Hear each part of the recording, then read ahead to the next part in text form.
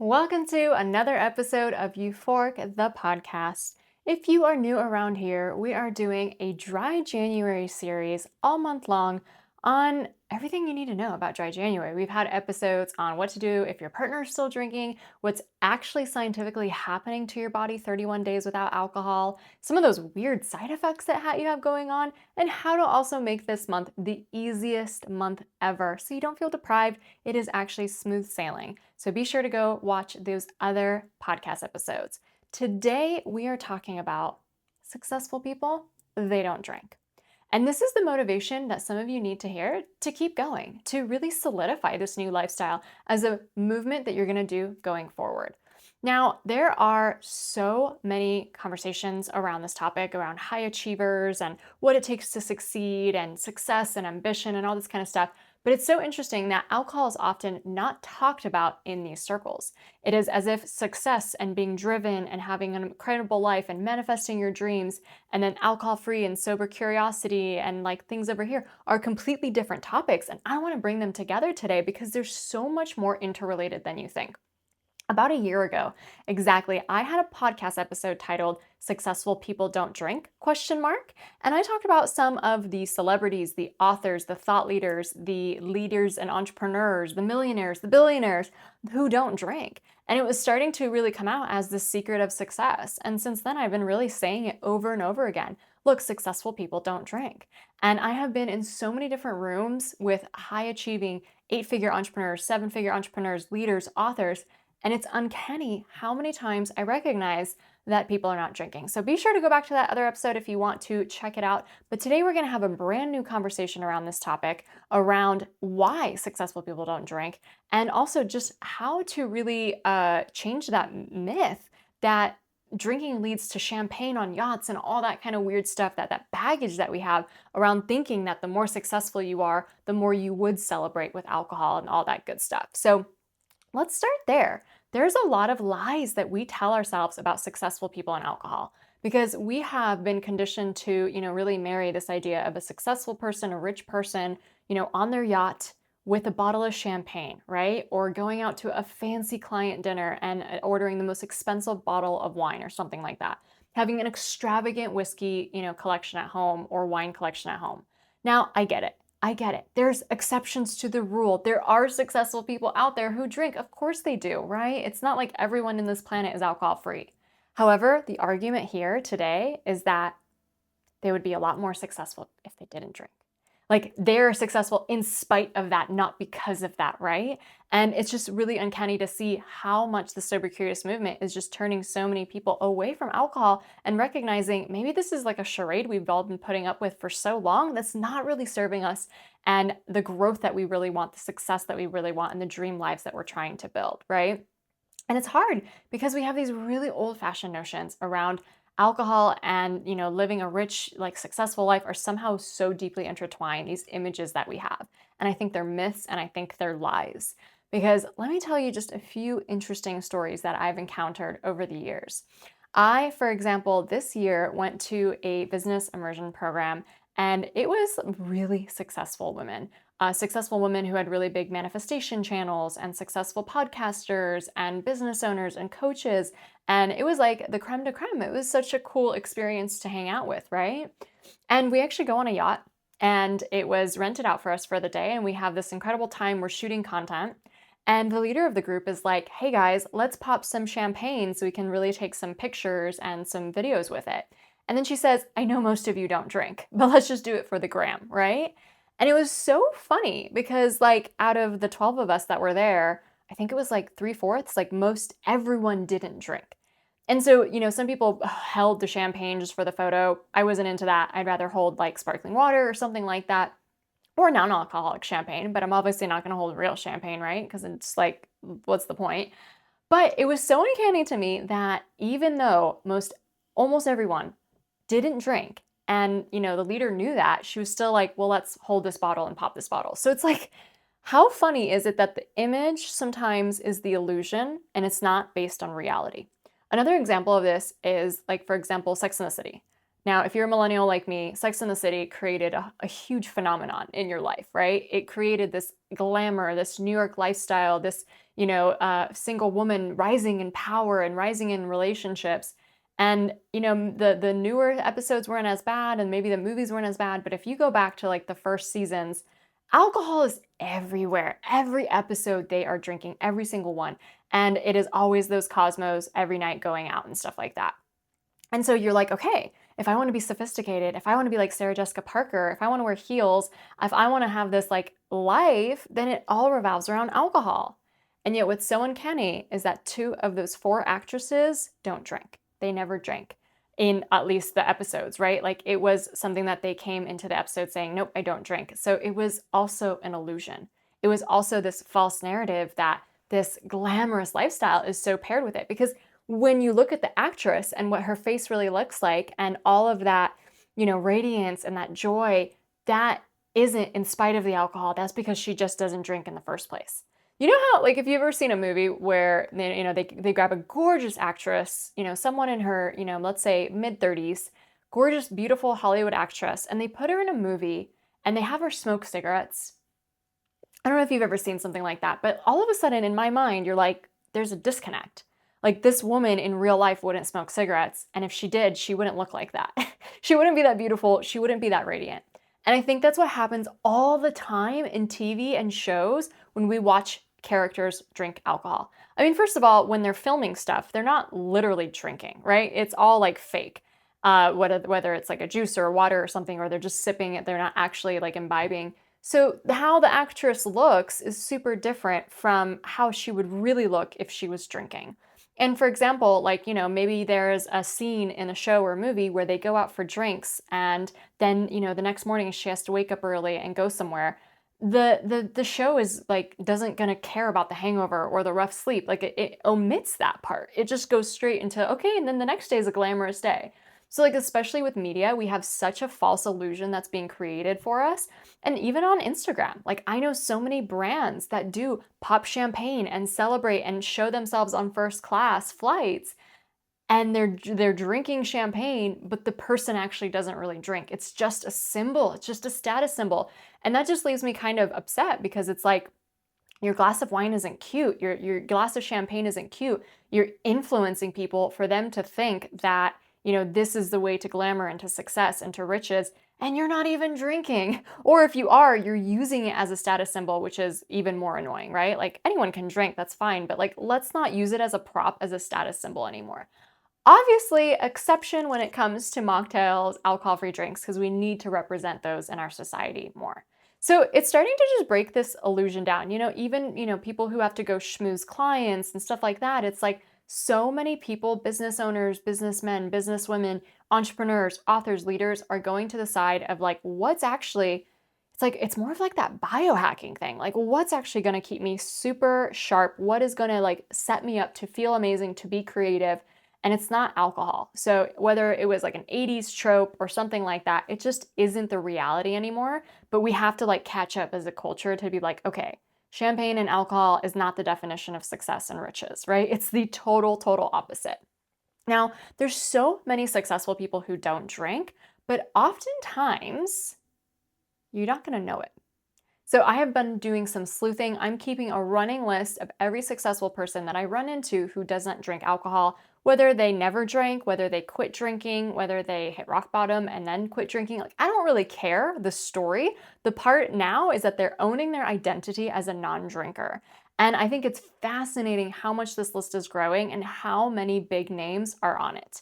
And it's just proving the point why successful people don't drink. Now, obviously, there's all the health implications. We know now that there's not a smidge of doubt that there's no safe amount of alcohol, that there is really like not one or two drinks you can have a day that's safe, that technically any amount of alcohol is risking your health. So a lot of people decide to go alcohol free or stop drinking or reduce it because of the health rewards, right? You're going to feel better. Your sleep is going to be better. You're going to have more energy. So much of that is going on, obviously. But what I think is another fascinating thing that might be really motivating for you to move forward are the cognitive benefits, the creative benefits. And that, to a successful person, is huge. Your ability to have creative output, to have creative performance, to have creative ideas, to be able to think of things, cognitive performance, think of all those topics, is a successful person's currency.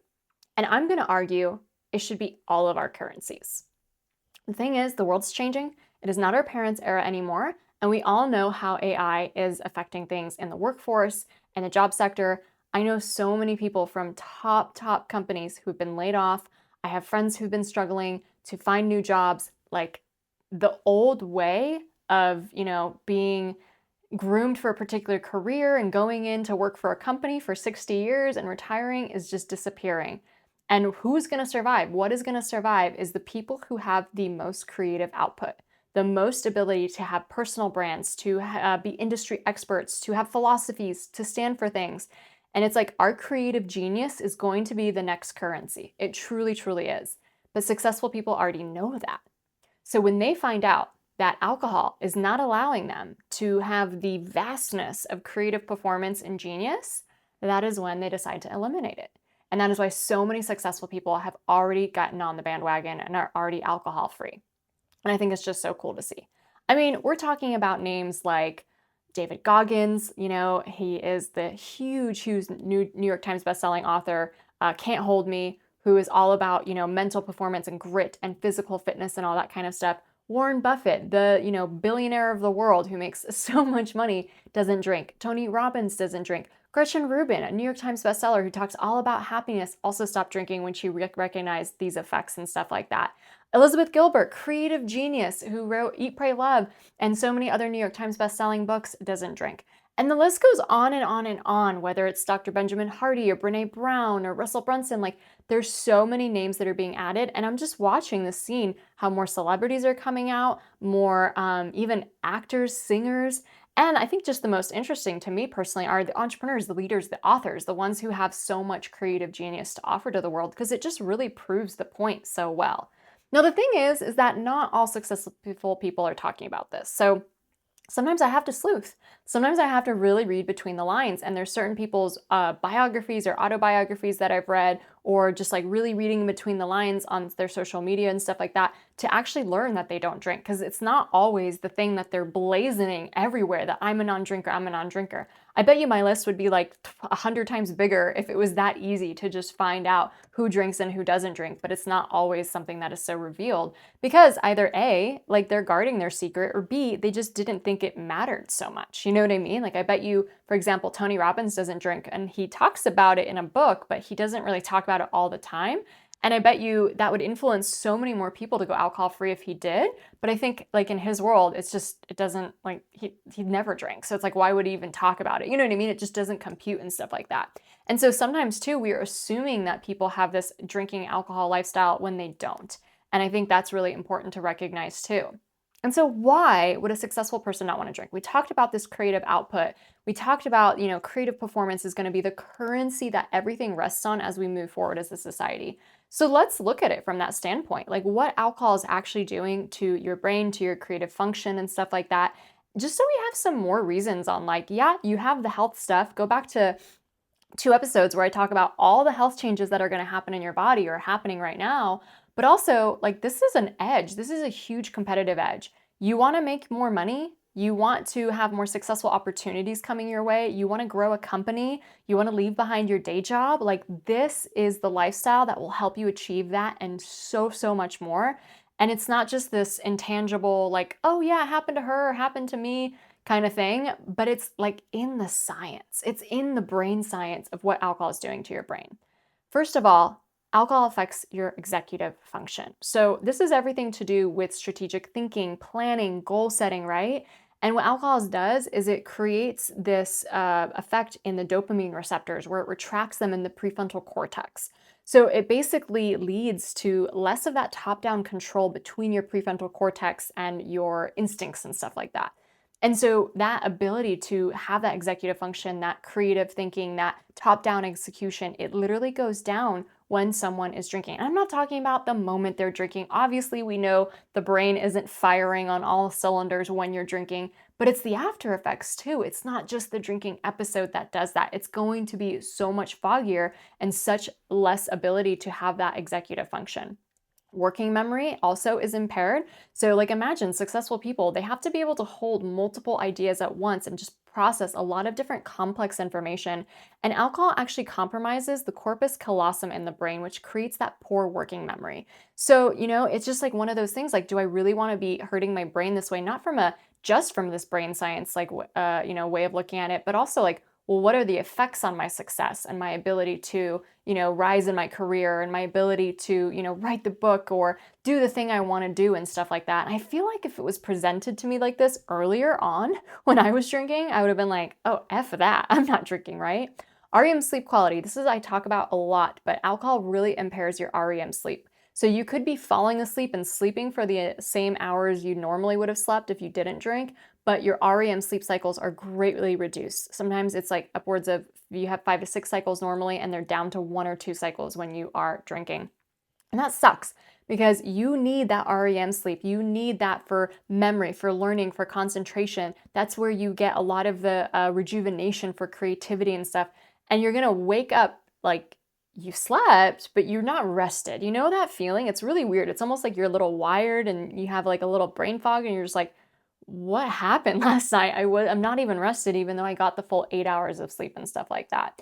It also leads to emotional dysregulation. And when you want to be successful, when you want to really make a name for yourself in this world, being hijacked by your emotions, and I remember this so well back when I drank, it's not cute. You know what I mean? Like, to be emotionally mature, to have emotional intelligence, and to be able to actually feel your emotions and process them, that is cute. That is a vibe, right? Not this whole like up and down, I get angry at this, I get, frustrated with that. Again, the emotions aren't bad, but it's like the inability to express them. And oftentimes people who drink just shove them down and aren't able to then feel them when they need to, right? That's just getting shoved down and numbed all the time as well. And then there's more of that instinctual, just like ready to burst feeling. Okay, your brain's processing speed and attention also go down when you are drinking.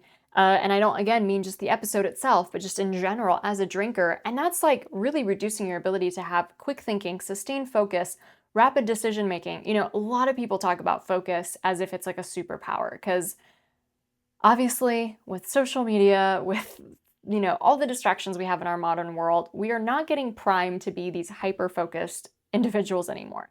But you imagine if you did crack the nut on your focus, if you were able to really sit down and bang out what you wanted to bang out, how much more productive that would make you, how much more successful that would make you. And so, we want that, but it comes out that alcohol actually reduces your cognitive processing speeds even at super low doses. So even if you're drinking just 1 drink a week or 2 drinks a week, it is reducing your cognitive processing speed. And who wants that, right, at the end of the day? We also have motivation, right? So the ability to be driven and ambitious and, really seek out the goals that are going to help you grow into the version of yourself that you want to do, especially with sustained effort. I don't think there's anything that, most people want as a goal that's not going to come with a lot of consistency and a lot of persistence, right? You want to build a company that's going to make you $1 million? That doesn't happen overnight. You want to leave your day job to travel the world? You're probably going to have some sustained, persistent effort to make such a leap happen. And then as you're, living out that dream life, you want to write a book? Yeah, that's going to take a lot of sustained, perceived effort. And so what happens is that our motivation goes down so low when we drink, because alcohol actually retracts our dopamine receptors. And that is literally the neurotransmitter of motivation. Most people think dopamine is only to do with happiness and just like a feel-good chemical. It's not. It's our motivation hormone and neurotransmitter. So when you want to feel driven and ambitious, anytime you're having alcohol in your life as like a general, time frame, it is completely lowering that ability to feel that natural drive, that natural fire. And for me, I am a fire sign. I'm a Leo. I'm also was born in the year of the fiery rabbit for Chinese astrology. And like I'm passionate. Like I really care about certain things and certain topics, and I love to share that out with other people. And having that level of passion, that level of fire and that drive, if I didn't have that, I wouldn't have this business. I wouldn't have my book. I wouldn't have like any of my creative outputs, right? And I remember grasping at straws back when I was a drinker to find that feeling, to find that ability to express my ideas and to make a name for myself. And it was just so freaking hard. I was just apathetic and I really wasn't driven. I say it a lot, but it was a lot easier to open the next bottle of wine than write the next great American novel, right? It's just how it is. And so with that, you want to have not only the retractors like functioning normally in your brain, you want normal dopamine levels, not these, artificial high and low ones, because high because it's artificial alcohols in your brain, and then low because your body reacts to that and actually produces less dopamine over time. So you're completely skewed on your natural dopamine cycles. But what happens is that like your motivation's going to get out of whack, your reward processing is out of whack, and most worse is your ability to delay gratification. Most goals that successful people want, and if you want success, right, are going to require a lot of work. They're going to require a lot of sacrifice, and not necessarily in a bad way. Like when you're passionate about something, you're just like on fire to do it. So I don't mean to say this in like the old school way that our parents sacrificed or all that kind of stuff. I think there's this like really new cool model today where we can have the life we want without the hardship and the sacrifice. But it is going to take a lot of work. It is going to take you, working your butt off in many different areas, getting better every day, putting sustained effort in, focusing, all that kind of stuff instead of just taking the easy route out. And what does alcohol teach us to do? It literally teaches us to value immediate gratification over long-term contentment every single time we choose it, every single time. And so your brain's not really good at actually delaying that gratification, and then it doesn't sustain yourself through longer projects. Now, I think I've talked about this so many times on the show, just based on the guests I've had on, my story, different kind of examples that we've shared here today. And you'll see this as a repeating theme over and over and over again. Like people just aren't as productive in the before era. They're just not as driven. They just don't have that fire, that passion, or they have goals, but they're kind of someday goals. They're not really working on them. They're not really achieving and stuff like that. And then all of a sudden they go alcohol free and everything becomes easier and it just all happens and clicks for them. And like sometimes it's cool to see like maybe this is what's happening in our brains to explain why that transition is happening, which is very, very motivating. And when it comes to just like life on the everyday normal feeling, I hated this. Alcohol was that high I got on the weekends, and then I was in this perpetual low after that. And it was almost as if I couldn't feel natural joy anymore. And it wasn't until my brain rebalanced after a break from alcohol that I was like, oh, it actually does feel really good to just go on a hike. It does feel really good to just stare at the sunset. It does feel really good to do these like mundane things in my life. It doesn't need this crazy high of alcohol. But someone who drinks on a more regular basis, at least every week, they're never going to feel that. They're never going to feel that. And I hope that, if you've been doing dry January or you've been alcohol free, taking a break, you're really feeling that. You really notice that. And that's also, you're putting that in your pocket as such a big motivator to stay with this lifestyle because it's so, so good. It's so much better. Okay, learning and memory consolidation. You want to be able to retain new information. You want to be able to build expertise. You want to be able to take facts and figures and statistics and trends and just information from all these different sources and be able to, congregate it together and make sense of it, right? That's what successful people do oftentimes, especially with AI today. All the facts and stuff are out there. We don't necessarily need to be people who memorize everything, but how do you make sense of it? How do you actually create a new direction or a new philosophy around all this information that we have there? So building your expertise and pattern recognition are huge. And I don't know if you've noticed, but successful people, thought leaders, they're really good at this. They will look at trends, statistics, things that are happening in the world, and they are able to make such a sense of it that they are able to then come up with their own body of work that, either is a philosophy or a how-to or a guideline or something like that that helps people move forward. I mean, just think of someone like a hormone expert. A hormone expert would have to synthesize so much information from different studies, from different research, from, maybe even different fields. Like maybe they're studying in general biology, but maybe they have to incorporate from different fields other things that are coming in, and then actually being able telling you what to do to balance your hormones and how it affects other areas of your life and all this kind of stuff. And then obviously, if you're a woman who's listening to the show, which I know most of us are, who wouldn't want to have that secret of success of having mood regulation, a regulated nervous system, balanced hormones? And it's not like just ditching alcohol is going to solve all those three things for you. But if you want to know the opposite of what alcohol is doing to the hormones, doing to your emotional regulation, doing to your nervous system, you would be appalled, right? And so obviously we know that this lifestyle is going to cater to so much more of those changes that we want to see. Especially knowing that memory consolidation and that synthesization happens when we sleep, and that alcohol is effing up our sleep every single time we have it. It just makes it a no-brainer to choose, like, what even is the point of drinking alcohol? Now, I know a lot of us came into this because we formed a habit and we formed so much of a subconscious tie to it, and it meets our needs in so many ways.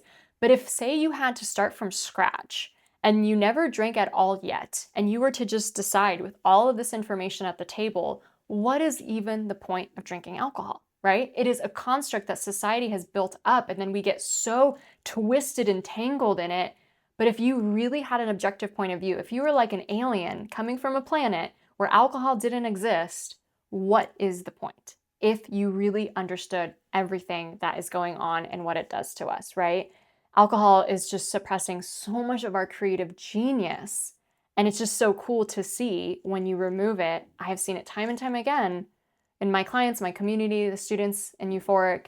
They write the book, they launch the company, they get the promotion, they do some incredible project in their community. It's so freaking cool to see that. Okay, a few more: cognitive efficiency and mental clarity. So to be able to think sharp, to be able to have, just comprehend things really quickly, mental stamina, right? They have shown that alcohol like use is almost as damaging to the brain as people who have right hemisphere damage. Like, so if you remember, left hemisphere is all the math and the logics and the analytics, and right hemisphere is where our ability to be creative and intuitive and really reflective. And why would we ever want to impair that? That's where so much of our creative genius lies. And that's oftentimes what creates that brain fog feeling, and why alcohol is doing that. We also have neuroplasticity and brain recovery. So our ability to learn new skills, adapt to change, personally grow, change our habits, change our patterns, change our limiting beliefs, change our identities. Nobody should be the same identity that they had when they're 18 or 25. We always need to be adapting and growing into the more successful, more emotionally evolved version of us, more spiritually grown version of us, all the things, right? And to have that continuous improvement. So alcohol literally inhibits the growth of new brain cells and is killing them. So we need new brain cells to actually make these changes in the brain when it comes to the neuroplasticity. So any kind of identity change, which I know a lot of personal development talks about, is like, yeah, that sounds good, identity change, right? But what's the science of what's actually happening in your brain? New brain cells need to grow, right? And alcohol is inhibiting that and also killing brain cells. Brain volume is getting down, so when we drink alcohol, it shrinks our gray matter, which is also not going to help with any kind of identity change or any of that self-improvement that we want. Our white matter integrity, like the connection between brain regions, isn't as strong, which is, again, just why would anyone want that? And even our myelin integration, so the insulation for our neurons to be able to signal faster, goes down when we're drinking. Brain scientists are so against alcohol. Dr. Daniel Amen is one of the most vocal, outspoken neuroscientists and psychiatrists who's just like, don't drink, guys. This is what it's doing to your brain. It's not pretty, right? And again, like, yeah, maybe as an 18-year-old, you couldn't convince me not to drink to like not harm my brain, because it sounds like super like a scare tactic. But when I think about, if I want to be successful, if I want to have a good paying job, if I want to be a, high cash month entrepreneur, if I want to just have all of these things that I want in my life, of course it's going to come down to my brain output. Of course it's going to come down to my creativity and my ability to have cognitive performance and stuff like that. And if you think about it, all of this, first of all, gets so much better when you remove alcohol. So that's an episode I had a few weeks ago. But think of the compounding effect. When you continue not drinking and you continue week by week, month by month, year by year, they've shown that there's differences in your brain between like 6 months alcohol free, 1 year alcohol free, 2 years alcohol free.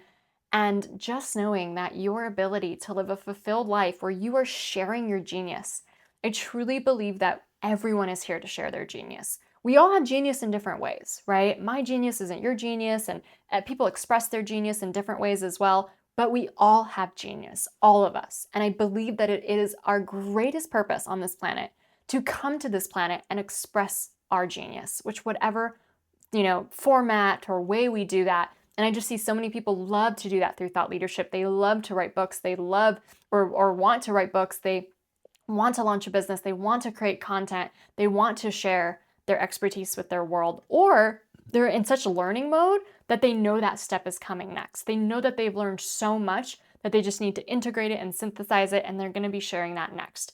And just like I said at the beginning, the world is changing. In 20 years, most jobs that are going to be around, we've never heard of before, because like a lot of the old jobs are going away and so much is changing.